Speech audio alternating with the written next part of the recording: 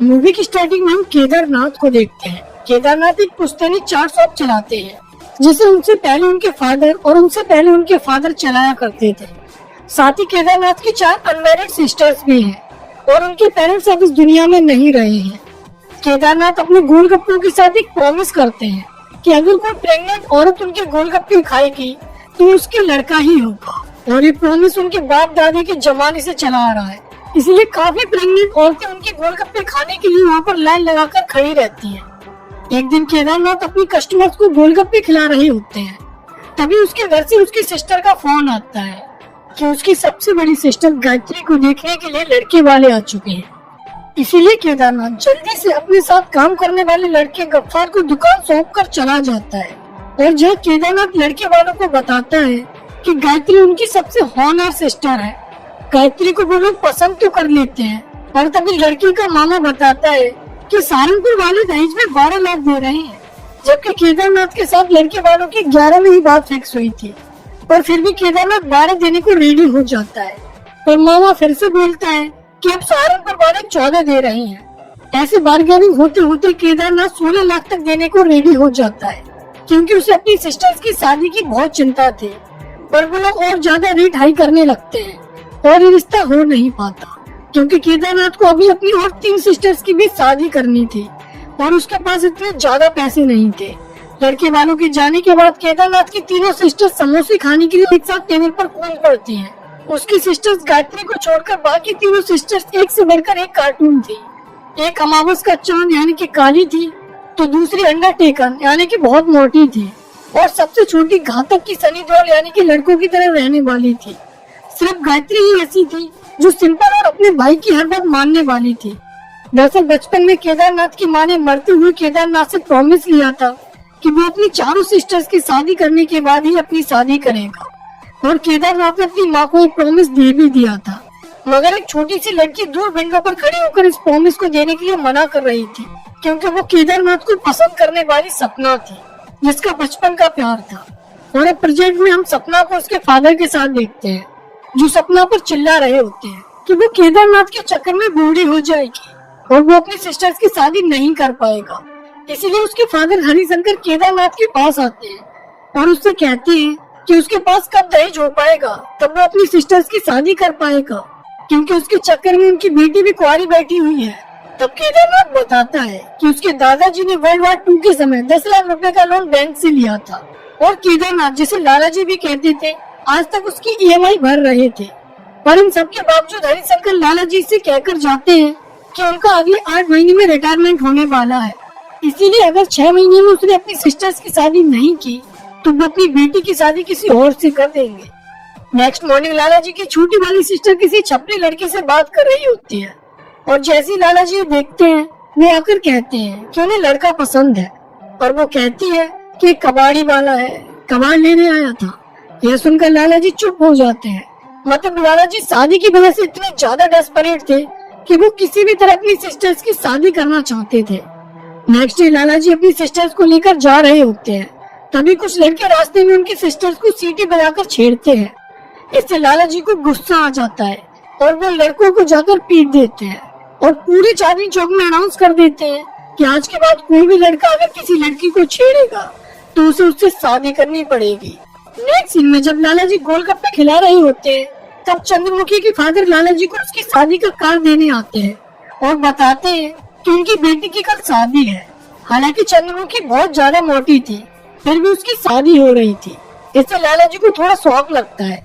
तब चंद्रमुखी के फादर बताते हैं कि एक सानू नाम की वेडिंग मैनेजर है, वो हर तरह की लड़की की शादी करा देती है। अगर वो उनसे जाकर मिलेगा तो उसकी सिस्टर्स की भी शादी हो पाएगी।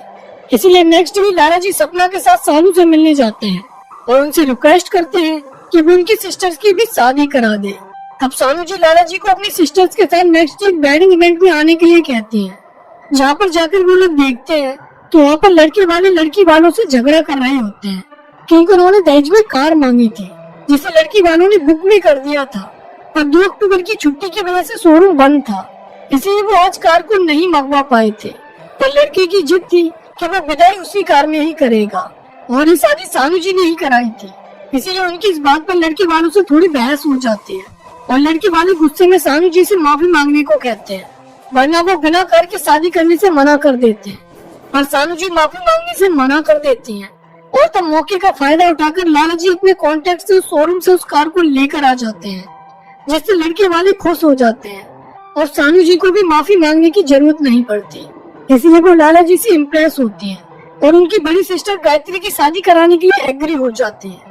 वो उसकी शादी 18 लाख रुपए में कराने को कहती है और बाकी सिस्टर्स पर उन्हें थोड़ा काम करना था, जैसे मोटी वाली को डाइटिंग पर रखना था, काली वाली को बाहर कम घूमने के लिए भेजना था और छोटी वाली को लड़की की तरह रहने के लिए कहना था। और साथ ही वो लाला जी को एक बात बताती है कि सपना की शादी कुछ दिनों बाद होने वाली है, क्योंकि उन्होंने ये हरिशंकर के कहने पर उसके लिए लड़का ढूंढा है। और उसके बाद लाला जी को अब 18 लाख रुपए को इकट्ठा करना था, तो वो घर आकर कुछ पुश्तैनी सामान को बेचने के लिए निकालने लगते हैं। और सपना लाला जी पर गुस्सा हो रही होती है कि उनकी सिस्टर शादी करना ही नहीं चाहती है, क्योंकि वो खुद को चेंज करने के लिए मना कर रही थी। पर लाला जी अपनी सिस्टर से बहुत प्यार करते थे, इसलिए सिस्टर्स और सपना दोनों के बीच में घुन की तरह वो पिसते जा रहे थे। उधर नेक्स्ट सपना को देखने वाले आ जाते हैं, जहाँ पर गायत्री और उसकी बाकी सिस्टर्स उन्हें कहकर भगा देती है कि सपना की सेटिंग उनके भाई से बचपन से ही चल रही है और वो डॉक्टर बचपन में खेला करते थे। यह सब सुनकर लड़के वाले वहाँ से चले जाते हैं और हरिशंकर इस बात पर बहुत गुस्सा होते हैं। और उधर लाला जी गायत्री की शादी के लिए पैसों का अरेंजमेंट करने में लगे हुए होते हैं, जहाँ पर उन्हें जब कहीं से पैसे नहीं मिलते तो वो अपनी पुश्तैनी दुकान को ही गिरवी रख देते हैं, क्योंकि उनके लिए अपनी सिस्टर्स की शादी खुद की खुशी से भी ज्यादा इम्पोर्टेंट थी। और फिर एक दिन लाला जी को पता चलता है कि जगराता में गाना गाने के लिए बहुत सारे पैसे मिलते हैं, इसलिए रात को लाला जी जगराते में जाकर गाना भी गाने लगते हैं ताकि वो और ज्यादा पैसे जुटा सके अपनी सिस्टर्स की शादी के लिए। और ये देखकर अब लाला जी की सिस्टर्स भी खुद को चेंज करने के लिए मान जाते हैं। उसके बाद एक दिन एक औरत डाउरी के अगेंस्ट लोगों को जागरूक करने की कोशिश कर रही होती है। उसका मानना था कि दहेज लेना उतना ही बड़ा गुनाह है जितना बड़ा दहेज देना। तभी वहाँ पर लाला जी आते हैं और उनसे कहते हैं कि यहाँ पर हर किसी के घर में एक बेटी है जिसके पिता या भाई उसकी शादी के लिए दिन रात मेहनत करके पैसे जुटा रहे हैं, क्योंकि बिना दहेज की शादी होना पॉसिबल ही नहीं है। अगर वो ये सोचेंगे कि दहेज नहीं दे तो कोई भी उनकी बेटी या सिस्टर से शादी ही नहीं करने वाला है। तभी सानू जी की कॉल लाला जी पर आती है और वो जल्दी उन्हें ऑफिस आने के लिए कहती है, जहाँ पर वो लाला जी को बताती है कि नेक्स्ट मंथ उनकी सिस्टर गायत्री की शादी फिक्स हुई है, इसीलिए वो अब शादी की तैयारियों में लग जाए। यह सुनकर लाला जी बहुत खुश होते हैं और आंखों में आंसू लेकर गायत्री के पास आते हैं और ये खुशखबरी अपनी सिस्टर्स को देते हैं। और फिर गायत्री की शादी होने लगती है, जहाँ पर लाला जी उसके साथ बिताए कुछ बचपन के पलों को याद करते हैं और अपनी बहन को गोद में उठाकर नम आंखों से उसकी विदाई करते हैं। गायत्री की जाने के बाद लाला जी उसकी याद में बैठे होते हैं। तभी वहाँ हरिशंकर आ जाते हैं और उसे इंसल्ट करने लगते हैं, क्योंकि उन्होंने अभी सिर्फ एक ही सिस्टर की शादी कर पाई थी और उसके पास सिर्फ अभी 4 महीने ही बचे थे। पर अब हरिशंकर अपने वचन से मुकर जाते हैं और वो कुछ ही दिनों में अपनी सपना की शादी करने वाले होते हैं। वो वहाँ सबको बताते हैं कि लाला जी को उसकी सिस्टर्स के पेरेंट्स मंदिर के बाहर से उठाकर लाए थे, यानी लाला जी अपनी सिस्टर्स के रियल भाई नहीं थे, पर उन्होंने फिर भी हमेशा रियल भाई से ज्यादा अपनी सिस्टर्स को प्यार दिया था। यह सब सुनकर लाला जी की बहनों को गुस्सा आ जाता है और वो हरिशंकर को वहाँ से मारकर भगाने लगते हैं और लाला जी रोते हुए वहाँ से अपने घर चले जाते हैं, जहाँ पर उनकी सारी बहनें आकर उन्हें यकीन दिलाती हैं कि वो उनके रियल भाई ही हैं। और इन सबके बाद नेक्स्ट डे लाला जी सानू जी के पास जाते हैं अपनी बाकी सिस्टर्स की शादी के लिए। वहाँ पर सानू जी एक बहुत ही पैसे वाले घर के रिश्ते को लाला जी की दोनों सिस्टर्स के लिए बताते हैं, मगर वो दोनों भाई थोड़ा हकले थे। यह बात जानकर लाला जी शादी करने से मना कर देते हैं। वो बोल देते हैं कि उनकी सिस्टर्स माना थोड़ा 19-20 है, पर इसका ये मतलब नहीं है कि वो उनकी शादी हकलों से करा दे।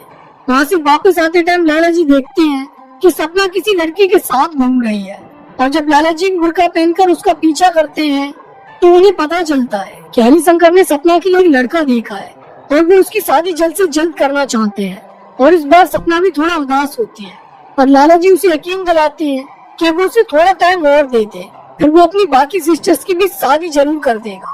इसीलिए वो सानू जी से कहकर उन हकलों से अपनी सिस्टर्स की शादी करने के लिए एग्री हो जाता है और उन्हें घर पर बुला लेता है, जहाँ पर अगर उसकी सिस्टर्स उन लड़कों से कुछ भी पूछने की कोशिश करती थी तो वो उन्हें बोलने ही नहीं देते थे, ताकि उन्हें उन लड़कों के हकलाने के बारे में नहीं पता चल जाए। और अब वो जल्दी जल्दी से उनकी शादी फिक्स कर देते हैं। और अब इन दोनों बहनों की शादी के लिए वो पैसे अरेंज करने दूसरे सिटी जाते हैं, जहाँ पर वो हॉस्पिटल जाकर अपनी किडनी बेच देते हैं ताकि उन पैसों से वो अपनी दोनों सिस्टर्स की शादी कर सके। और वहाँ से वो जब वापस आते हैं तो उस दिन रक्षाबंधन का त्योहार होता है, इसीलिए घर पर उसकी सिस्टर्स ने पूजा की सारी तैयारियां कर ली होती हैं। और तभी लाला जी के पास पुलिस की कॉल आती है कि उसकी सिस्टर गायत्री ने सुसाइड कर लिया। यह सुनकर लाला जी के पैरों से तो मानो जमीन खिसक जाती है। वो भागते हुए अपनी गायत्री के पास आते हैं और उन्हें भागता देख उनकी सिस्टर्स भी उनके पीछे जाती हैं, जहाँ पर पुलिस लाला जी को गायत्री की डेड बॉडी के पास लेकर आती है। उसे देखकर लाला जी वहीं बैठकर बुरी तरह रोने लगते हैं। तब तक वहाँ पर उसकी सिस्टर्स भी आ जाती हैं और वो गायत्री को गले लगाकर रोने लगती हैं। लाला जी लड़के वालों से पूछते हैं कि क्या उसकी बहन उनके घर का काम नहीं करती थी, क्या वो उनका अच्छे से ख्याल नहीं रखती थी। तब पड़ोस की एक आंटी बताती है कि लोग कुछ दिनों से उससे बहुत झगड़ा कर रहे थे, उसे मारते भी थे।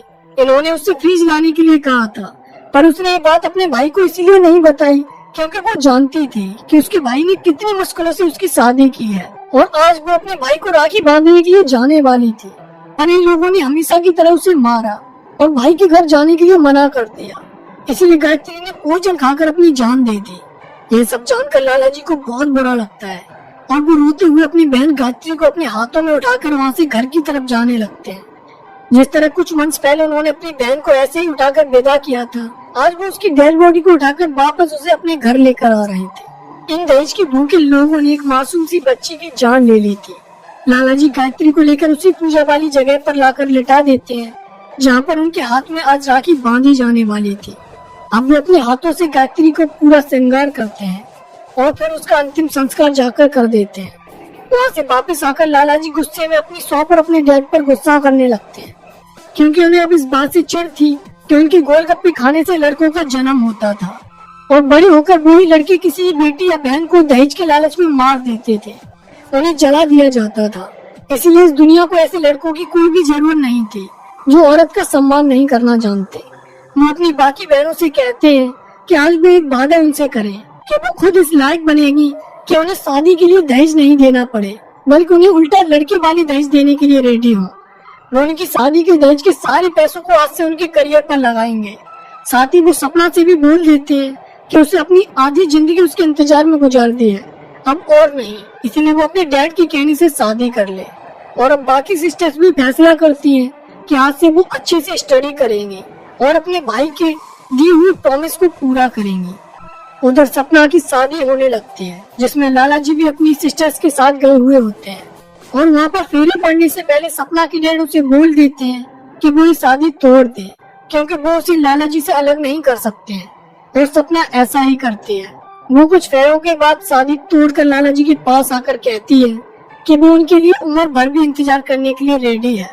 और उधर शादी वाला लड़का बताता है कि उसे लाला जी की दूसरी सिस्टर लक्ष्मी पसंद है और वो उससे शादी करना चाहता है। साथ ही वो उन्हें दहेज देने के लिए भी रेडी है। और इस तरह लक्ष्मी की भी शादी कर दी जाती है। और कुछ सालों बाद उसकी बाकी दोनों सिस्टर्स भी अपने करियर में सक्सेस हो जाती हैं, जिसमें एक तो लॉयर बनकर अपने साथ के लॉयर से शादी कर लेती है और सबसे छोटी वाली भी पुलिस ऑफिसर बनकर अपने साथ के ऑफिसर से शादी कर लेती है। और इस तरह लाला जी अपनी तीनों सिस्टर्स की भी शादी बिना किसी दहेज के कर देते हैं। और अब बारी थी लाला जी को खुद की शादी करने की, जहाँ उनके थोड़े बाल तो सफेद जरूर पड़ गए थे, पर उनके अरमान आज भी ताजा थे। इसीलिए वो शेरवानी पहनकर सपना के घर बारात लेकर पहुंच जाते हैं और इस तरह उनकी भी शादी हो जाती है। और इसी के साथ इस मूवी की भी एंडिंग हो जाती है।